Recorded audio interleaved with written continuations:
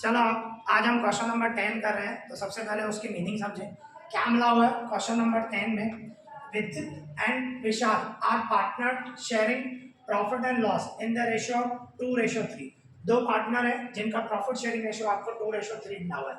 The balance sheet of their firm as on 31 March 2016। Balance sheet आपको दी हुई है 2016 की। उसमें आप देख सकते हो दोनों की कैपिटल दी हुई है 48 एंड 60। कंटिजेंसी रिजर्व है, वर्कमैन कंपनसेशन रिजर्व है, इन्वेस्टमेंट रिजर्व है, ध्यान रखना इन्वेस्टमेंट रिजर्व भी दिया हुआ है, क्रेडिटर्स है एंड बैड डेट रिजर्व है, बैड डेट रिजर्व भी दिया हुआ है। ओके, ये हमें लायबिलिटी में मिला हुआ है। अब ये एसेट्स में देखो, एसेट में हमें क्या दिया हुआ है? बिल्डिंग है, मशीनरी है, स्टॉक है, डेप्टर्स है, बैंक बैलेंस है एंड इन्वेस्टमेंट है। ये हमें बैलेंस शीट में मिले हुए हैं। फिर एडजस्टमेंट पढ़े, देखो क्या मिला हुआ है। दे एडमिटेड बंटी, वो बंटी को एडमिट कर रहे हैं, नया पार्टनर बंटी आ रहा है। कौन सी डेट को? 1/4/2016 को as a new partner on the following terms. नीचे टर्म्स एंड कंडीशन दिए, मतलब एडजस्टमेंट दिया हुआ है। उसमें आप देखो मीनिंग समझना। फर्स्ट नंबर क्या बता रहे हैं? विदित will sacrifice 1/4 from his share. आप देखो फ्रॉम बता रहा है, फ्रॉम का मतलब मैंने आपको बताया था, यही सैक्रिफाइस आपको मिला हुआ है। ऐसा नहीं बोल रहा है 1/4 ऑफ हिज शेयर। ऑफ बोलता था उसके हिस्से का 1/4 निकालना पड़ता मल्टीप्लाई करके। यहाँ पे देखो आप फ्रॉम मिला हुआ है, फ्रॉम का मतलब यही आपका सेक्रीफाइस है, ठीक है। और इसके बाद विशाल विल सेक्रीफाइस 1/8। देखो यहाँ पे भी फ्रॉम दिया हुआ है, फ्रॉम हिज शेयर मतलब यही इसका सेक्रीफाइस है, मतलब सेक्रीफाइस हमें मिला हुआ है क्योंकि फ्रॉम बता रहा है, मतलब हमें ये सेक्रीफाइस है, ठीक है। In favour of Bunty, Bunty को ये सेक्रीफाइस करके बंटी के फेवर में कर रहे हैं। अभी बंटी क्या लेके आ रहा है? Bunty will bring 72,000 as capital and his share of goodwill in cash. मतलब कैपिटल के 72,000 ला रहा है और गुडविल में जो भी उसका हिस्सा होगा वो भी कैश में लेके आ रहा है। इसके बाद थर्ड नंबर एडजस्टमेंट क्या बता रहा है? Goodwill of the firm, firm की गुडविल कितनी है? 32,000। तो अभी ये फर्म की गुडविल दी हुई है तो हमें बंटी का हिस्सा निकालना पड़ेगा। यहाँ से सेक्रीफाइस जो कर रहे हैं बंटी का शेयर निकालना पड़ेगा, फिर गुडविल में उसका हिस्सा कितना होगा वो निकालना पड़ेगा, ठीक है। फिर आगे एक एडजस्टमेंट और है गुडविल के लिए, क्या बता रहे हैं? विदित and Vishal withdraw 50% of goodwill receive by them in cash. अभी देखो जो ओल्ड पार्टनर है विदित और विशाल, उनको गुडविल में जो भी हिस्सा मिल रहा है 50% विड्रॉ कर देते हैं, ठीक है, कैश में। तो ये चारों के चारों एडजस्टमेंट आप देखो गुडविल के, मैंने आपको बताया बराबर है। तो गुडविल के लिए आपको जर्नल एंट्री आना बहुत जरूरी है, शॉर्ट सम जो मैंने सिखाया वो आना कंपलसरी, ठीक है। तो देखो किस तरह करेंगे। सबसे पहले क्या करेंगे? सैक्रिफाइस रेशियो निकालेंगे। सैक्रिफाइस रेशियो निकालेंगे, कैलकुलेशन करनी पड़ेगी। सबसे पहले कैलकुलेशन भी करनी पड़ेगी एंड जर्नल एंट्री भी करनी पड़ेगी गुडविल की। सबसे पहले विद्युत सैक्रिफाइस, विद्युत का सैक्रिफाइस कितना है? अभी आप देखो विद्युत का 1/4 फ्रॉम हिज शेयर बोला था, 1/4 बोला था, तो 1/4। और इसी तरह कौन था? विशाल, विशाल सैक्रिफाइस, विशाल का 1/8 बोला था, 1/8 फ्रॉम हिज शेयर। तो नीचे सेम लाना है, तो इसको क्या करना पड़ेगा? 2 से मल्टीप्लाई, 2 से मल्टीप्लाई करूंगा तो 2/8, तो आपका सैक्रिफाइस रेशियो आ जाएगा। सैक्रिफाइस रेशियो आपका क्या होगा? हाँ, 2:1। ओके, और ये तो भाई पहली कैलकुलेशन। अभी बंटी का ऐसा हुआ कितना? नया जो पार्टनर आ रहा है बंटी शेयर, बंटी का ऐसा कौन सा होगा? विद्युत दे रहा है 2/8, अपना सैक्रिफाइस कर रहा है, और विशाल दे रहा है 1/8। इन दोनों का मैं मिला दूंगा तो बंटी का ऐसा हो जाएगा ना। तो 8 नीचे से ऊपर 2 और 1 3 हो गया, मतलब बंटी का जो हिस्सा हुआ वो 3/8 है इन द बिजनेस। बिजनेस में उसका हिस्सा ये हुआ। सिंपल, समझ में आ रहा ना। अब क्यों निकाला? ये निकालना पड़ेगा क्योंकि गुडविल में उसका हिस्सा कितना वो भी तो निकालना पड़ेगा ना। हमें फार्म की गुडविल कितनी मिली हुई है आप देख सकते हो। हम हाँ, हमने देखा था फार्म की गुडविल कितनी है? 32,000 है, ठीक है। तो बंटी का हिस्सा निकालेंगे भाई, गुडविल में कितना हिस्सा होगा? तो बंटी शेयर इन गुडविल, भाई गुडविल में बंटी का हिस्सा क्या होगा? 32,000 का क्या करोगे? बंटी का जो हिस्सा है 3/8, बंटी का शेयर ये है ना प्रॉफिट, तो उसको खाली सॉल्व करना है। कितना हुआ 12,000। तो बंटी को गुडविल के 12,000 लेके आने पड़ेंगे। तो 72,000 कैपिटल के लेके आए, आप देखो क्लियरली बता रहा था।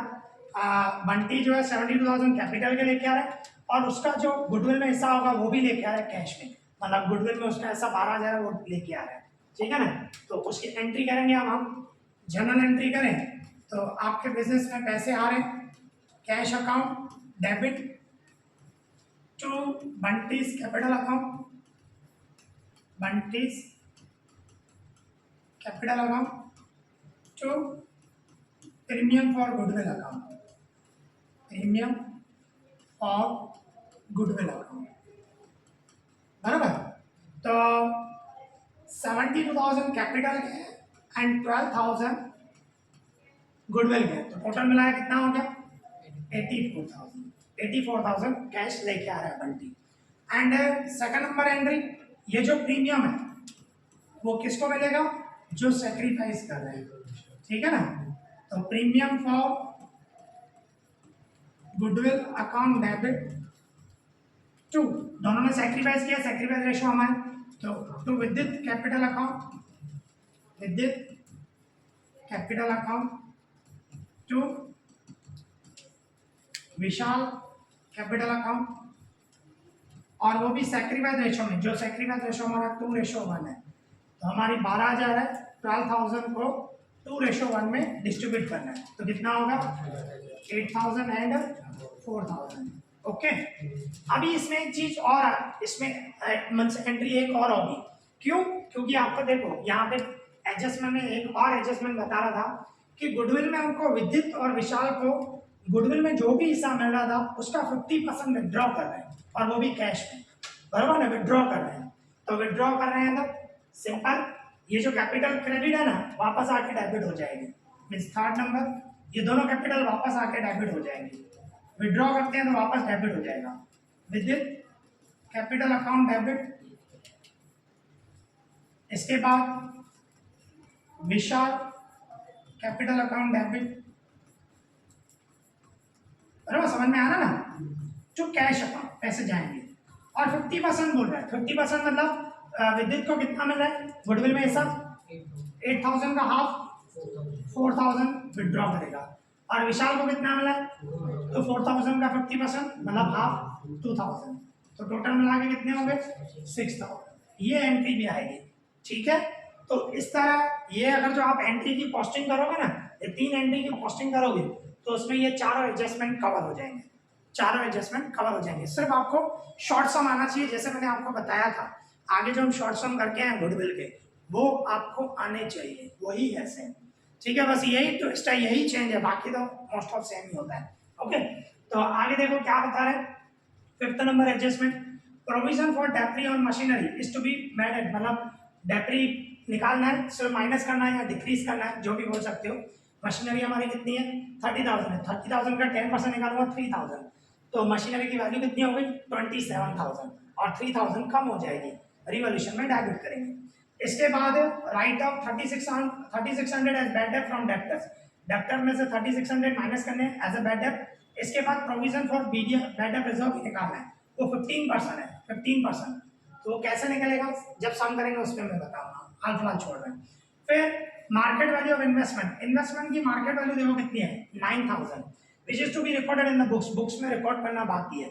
अभी देखो ये थोड़ा ट्विस्ट है, इन्वेस्टमेंट की वैल्यू कितनी है 9,000 मतलब मार्केट वैल्यू, और बुक वैल्यू कितनी है आप देखो 18,000 है, मतलब आपको लॉस हो गया, कितना लॉस हो गया 9,000 लॉस हो गया, 9,000 लॉस हो गया।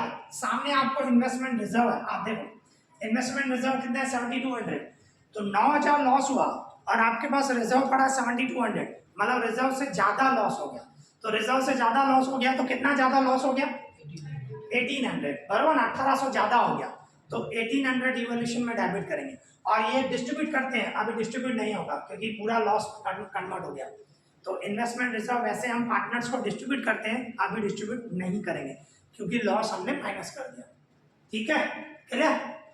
इसके बाद claim on workman compensation accepted, अभी देखो workman compensation reserve, workman compensation reserve balance sheet में देखो कितना है 24,000 है, और एडजस्टमेंट में क्लेम कितना आया 30,000, क्लेम ज़्यादा आया, कम जैसे कि कम आता तो हम लास्ट सम में करके आए थे, बराबर नहीं, यहाँ पे क्लेम ज़्यादा है, तो क्लेम ज़्यादा है तो बैलेंस शीट में 30,000 ही लिखेंगे जितना क्लेम आया, और जो ज़्यादा क्लेम आया 6,000 ज़्यादा है 6,000, यहाँ पे रिजर्व कितना है 24 है और क्लेम आया 30,000, तो 6,000 आपकी लिएबिलिटी बढ़ गई, तो वो रिवॉल्यूशन में डेबिट है, सिंपल।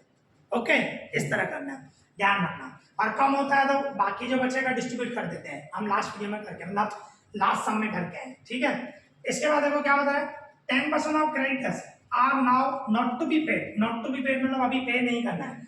क्रेडिटर्स कितने हैं आपके, देखो 30,000 का 10% 3,000, मतलब 3,000 आपको पे नहीं करने, तो लिएबिलिटी कम हो गई, लिएबिलिटी कम हो गई तो आपको क्या हो गया, प्रॉफिट हो गया, बराबर, सिंपल।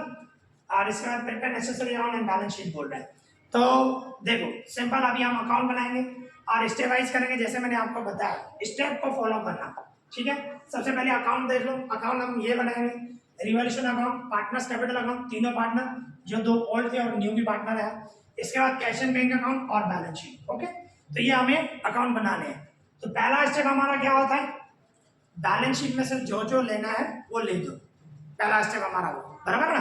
तो बैलेंस शीट में से लेते जाएंगे, सबसे पहले इन दोनों की कैपिटल ले लो 48 एंड 60, कैपिटल कहाँ पे लिखते हो, यहाँ पे क्रेडिट साइड लिखूंगा, बाय बैलेंस बी कितनी थी फर्स्ट की 48,000, सेकंड की कितनी थी 60,000, ओके, बराबर ना, आपके पास बुक अवेलेबल है, तो ये हमने ट्रांसफर कर दिया। इसके बाद कंटिजेंसी रिजर्व ये भी डिस्ट्रीब्यूट कर दें, ये डिस्ट्रीब्यूट कर दे, इसमें एडजस्टमेंट कुछ भी नहीं था, बराबर ना, तो वो डिस्ट्रीब्यूट कर देंगे।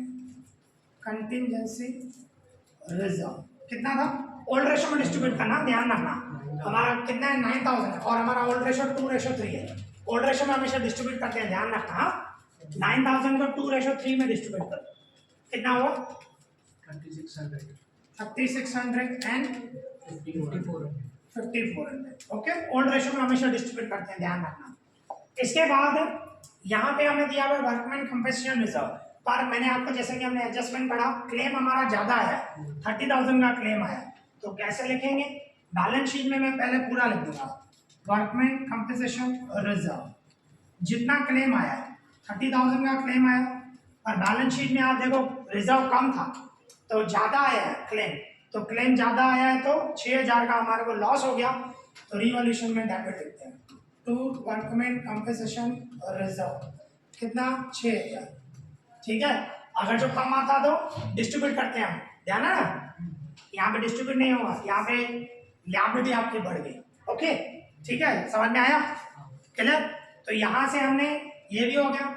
इन्वेस्टमेंट रिजर्व वो भी डिस्ट्रीब्यूट करते हैं, पर उसका भी एडजस्टमेंट था, उसका एडजस्टमेंट ये था, इन्वेस्टमेंट की मार्केट वैल्यू 9,000 है और जबकि 18,000 बुक वैल्यू है, तो 9,000 आपको लॉस हो गया, 9,000 लॉस हो गया तो रिजर्व से ज्यादा लॉस हो गया, तो कितना ज्यादा हो गया 1,800, तो किस तरह करोगे, सबसे पहले आप बैलेंस शीट में इन्वेस्टमेंट तो लिख दो भाई, इन्वेस्टमेंट की आज वैल्यू कितनी हो गई, पहले 18 थी अभी 9,000 हो गई है, मतलब 9,000 डिक्रीज हो गई, तो वो लिखा। और उसके बाद लॉस भी हमारा रिजर्व से ज्यादा लॉस हो गया, रिजर्व 7,200 था, अभी हमारे इन्वेस्टमेंट रिजर्व बोलो या लॉस ऑन इन्वेस्टमेंट बोलो, जो भी आप बोल सकते हो, तो लॉस ऑन इन्वेस्टमेंट बोल देता हूँ, लॉस ऑन इन्वेस्टमेंट कितना 1,800, जो रिजर्व से ज्यादा है वो लिखेंगे, क्लियर। रिजर्व से कम होता, समझो 6,000 लॉस होता, तो मैं लॉस लिखता ही नहीं, सीधा 1,200 डिस्ट्रीब्यूट कर देता, इन्वेस्टमेंट रिजर्व डिस्ट्रीब्यूट कर देता मैं, ध्यान है ना, सीख के हैं हम ये, ओके। तो हो गया, तो यहाँ पे ये हमारा एडजस्टमेंट भी हो गया, ठीक है, और यहाँ से इन्वेस्टमेंट भी हो गई और इन्वेस्टमेंट रिजर्व भी हो गया, सब हमने साथ में ले लिया, ओके।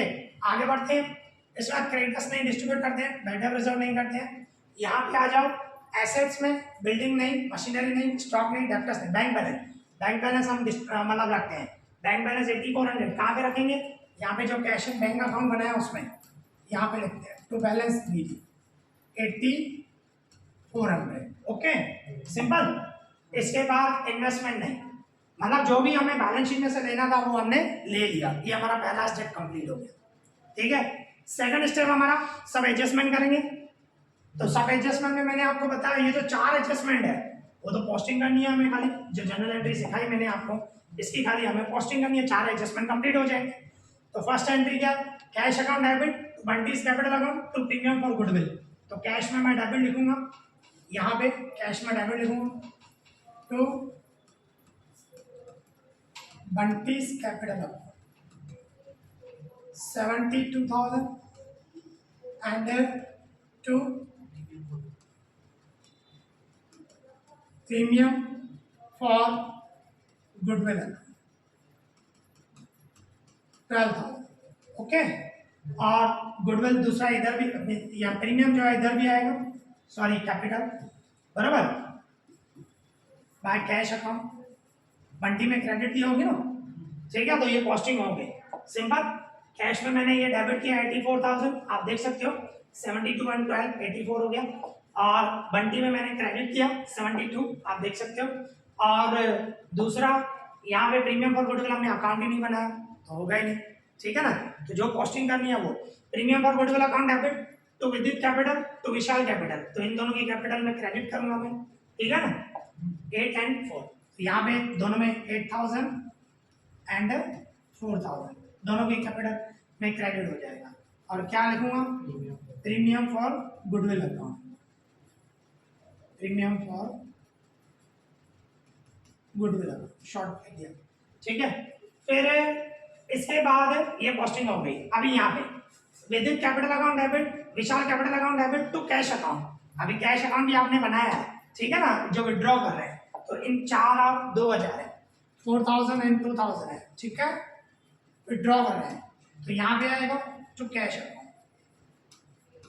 और कैश में क्रेडिट होगा, समझ में आ रहा है ना, बाय विद्युत capital account by Vishal capital account 4,000 and 2,000 जो विड्रॉ कर रहे हैं उसकी कॉस्टिंग की मैंने, ठीक है। तो बस हो गया कॉस्टिंग, हमने जो भी 3 एंट्री की थी उसकी कॉस्टिंग कर दी, सिंपल कॉस्टिंग हो गई, ठीक है। अभी कॉस्टिंग हो गई तो मीन्स हमारे ये चारों एडजस्टमेंट कंप्लीट हो गए, ठीक है ना। तो ये चारों एडजस्टमेंट हमारे गुडविल के हैं, गुडविल में मतलब एंट्री आ गई उसमें हो गया। अच्छा, उसके बाद फिफ्थ नंबर में क्या बता रहा है, डेप्री निकालना है मशीनरी पे 10%। तो डायरेक्ट लिखना है, मशीनरी आपको देखो कितनी है 30,000 है। आप डायरेक्ट लिखना चाहो तो डायरेक्ट भी लिख सकते हो, यहाँ मीन्स इस तरह देखो, आप ऐसे लिख सकते हो, मशीनरी 30,000 माइनस डेप्री 10% बोल रहा है 3,000 माइनस करके आउटर 27,000। आप यहाँ पे डायरेक्ट लिखना हो ना मशीनरी 27,000 तो डायरेक्ट भी लिख सकते थे आप, ठीक है, मैं वो बोलना चाहता था। अब माइनस करके लिखना हो तो ऐसे भी लिख सकते हो। और 3,000 लॉस हो गया तो यहाँ पे डेबिट होगा तो मशीनरी अकाउंट 3,000, ठीक है ना, आया समझ में। ये हमारा एडजस्टमेंट हो गया। आगे बढ़े, 6 नंबर एडजस्टमेंट 3600 बैड डेट करना है और प्रोविजन फॉर बैड डेट मतलब बीडीआर बोलते हैं 15% बराबर है, बहुत ज़्यादा नहीं है। और बैड डेट रिजर्व भी हमें दिया हुआ है 1800, ये ध्यान रखना, बुक में बराबर है, ये 15% बहुत ज़्यादा लग रहा है मुझे, बराबर है, यही है 15% है। अच्छा ठीक है, कोई दिक्कत नहीं। तो ये डेप्टर्स है हमारे 39,600। अभी देखो किस तरह इफेक्ट करेंगे समझना। सबसे पहले बैलेंस शीट में मैं लिखूंगा डेप्टर्स 39,600 माइनस बैड डेट, कितना हुआ बैड डेट 3600 बोल रहा था ना, 3600 माइनस करूंगा 36,000 होगा, माइनस बीडीआर निकालूंगा, बीडीआर 36,000 का 15% निकालो, 36,000 पे 5,400 माइनस का क्या होता है 30,600, ओके 30,600। अभी देखो 30,600, अभी देखो क्या है, ये बैड डेट हमारा 3600 और बीडीआर 5,400, और यहाँ पे देखो बीडीआर हमारे पास 1,800 था, बैड डेट रिजर्व पहले से बैलेंस शीट में है, ठीक है। तो आपका बैड डेट कितना है, बैड डेट है 3600 में से 1,800 तो पहले से ही था, तो रिमेनिंग कितना बचा 1,800, रिमेनिंग 1,800 बचा ना, तो 1800 हम लिखेंगे टू बैड डेट 1800 और बैड डेट रिजर्व ये पूरा जितना आया 5400। बात समझ में आई? बात समझ में आई कि मैं रिपीट करूं? देखो बैड डेट आपका कितना है यहाँ पे 3600 है, 3600 है और बैलेंस शीट में आपको बीडीआर लिखा हुआ है, यहाँ पे लिखा हुआ है, वैसे डेप्टर्स में से माइनस करके लिखते हैं इन्होंने यहाँ पे, तो 1800 तो आपने पहले से ही लिख के रखा है ना, तो अभी मतलब 3600 आया है आपका बैड डेट, 3600 में से 1800 बीडीआर पहले से ही लिखा हुआ तो वो कैंसिल कर दो, रिमेनिंग कितना बचा 1800, वो रिमेनिंग 1800 जाएगा यहाँ पे डेबिट पे, यहाँ पे पूरा 3600 ही लिखूंगा और बाकी 1800 इधर, और बैड डेट रिजर्व जो ये न्यू आया वो तो पूरा ही लिखेंगे हम, ठीक है, उसके लिए नहीं, तो वो बैड डेट और बीडीआर से टैली करते हैं इस तरह, ठीक है। वैसे बैड डेट रिजर्व होता है, यहाँ पे बैड डेट भी आ गया बीडीआर भी आ गया, तो इस तरह करना पड़ता है, क्लियर? आगे समझ में? ठीक है, आगे बढ़ो, चल आगे बढ़ते हैं। देखो इसके बाद क्या बता रहा है, ये तो हो गया हमारा मार्केट वैल्यू इन्वेस्टमेंट भी हो गया कंप्लीट, ये भी हो गया, वर्कमैन कंपनसेशन रिजर्व हमने कर दिया, ये दोनों कंप्लीट हो चुके हैं। लास्ट एडजस्टमेंट क्रेडिटर्स पे 10% जो है पे नहीं करना है, are not to be paid, तो आपके क्रेडिटर्स हैं कितने? क्रेडिटर्स हैं आपके 30,000, ठीक है, तो आप डायरेक्ट लिखोगे कि माइनस करके लिखोगे? क्रेडिटर्स 30,000 माइनस डिक्रीज 3,000 माइनस करके आपको 27 कि डायरेक्ट लिखना है? डायरेक्ट लिखें? डायरेक्ट 10% कम कर दिया मैंने, तो कितना हो गया 27, और कम हो गया तो ये प्रॉफिट हुआ कि लॉस हुआ? प्रॉफिट हुआ ना, लायबिलिटी कम होगी, लायबिलिटी कम हुई तो प्रॉफिट हुआ, ये तो रिवैल्यूएशन में क्रेडिट होगा, बराबर? आपकी लायबिलिटी कम हो रही है, मैं क्रेडिट कर सकता हूँ 3000, सिंपल इजी। तो यहाँ पे हमारा एडजस्टमेंट कंप्लीट हो गया, मतलब ये सेकंड स्टेप भी हमारा कंप्लीट। थर्ड स्टेप क्या करते हैं हम? बैलेंस शीट में जो भी रह गया हो, तो बैलेंस शीट में यहाँ पे देखो ये कैपिटल दोनों हमने लिख ली, कंटिजेंसी रिजर्व हो गया, वर्कमैन कंपनसेशन रिजर्व भी हो गया, इन्वेस्टमेंट रिजर्व भी हो गया, क्रेडिटर्स भी हो गया, अभी एडजस्टमेंट किया, बेटर रिजर्व भी हो गया, मतलब लायबिलिटी सब हो गई। अच्छा एसेट में बिल्डिंग नहीं हुई है, बिल्डिंग एडजस्टमेंट नहीं था, बिल्डिंग सेम लिखेंगे 66,000 सेम लिखेंगे, एसेट में ही लिखेंगे, ठीक है,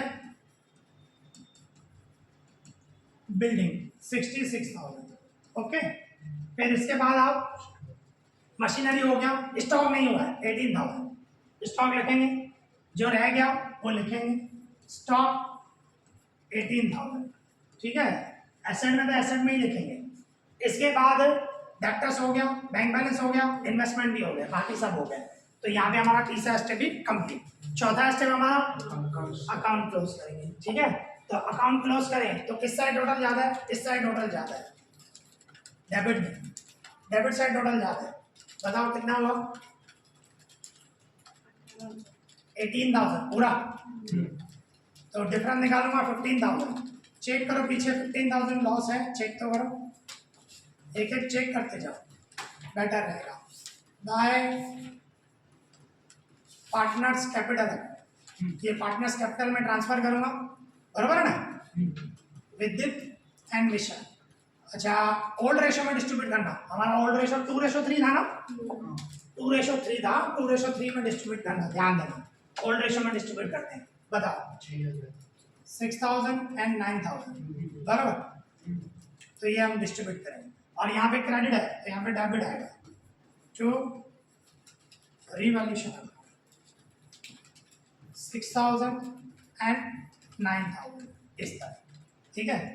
अभी अकाउंट क्लोज करेंगे, इसका क्लोज करेंगे, क्रेडिट साइड टोटल ज्यादा होगा, विद्युत का 59,600, 59,600, उसमें से ये माइनस करो 49,600, ओके। अभी इसी तरह इसका टोटल 69,400, 69,400, उसमें से दोनों माइनस करो 58,400, फिर इसका टोटल करूंगा 72, इसमें से कुछ भी माइनस नहीं होगा तो सेम 72 ही आएगा, तो ये क्या आ गई? इनकी क्लोजिंग कैपिटल आ गई, तो इसको बोलेंगे जो बैलेंस सी, और ये जो क्लोजिंग कैपिटल है तो यहाँ पे ट्रांसफर करेंगे बैलेंस शीट में, कैपिटल अकाउंट विद्युत विशाल एंड बंटी 49,600, 58,400 एंड 72,000 तीनों में प्लस करो 1,80,000. 1,80,000. ओके, अब इसी तरह इसका टोटल करो. डेबिट साइड टोटल ज़्यादा होगा कैश एंड बैंक का. 92,400. फिर से बोलो 92,400. 92,400. उसमें से दोनों माइनस करो 86,400. तो ये आपका आया क्लोजिंग बैलेंस, मतलब क्लोजिंग कैश बैलेंस. और ये क्लोजिंग कैश बैलेंस कहाँ पे लेके आते हैं? एसेट, यहाँ पे लिखते हैं कैश में. ठीक है, 86,400. और उसके बाद बैलेंस शीट का टोटल करो, दोनों साइड सेम आना चाहिए. 2,37,000. 2,37,000. देखो दोनों साइड आ रहा है, दूसरी साइड ऐसे साइड आ रहा है. Okay, simple. यहाँ पे सम कंप्लीट हो गया.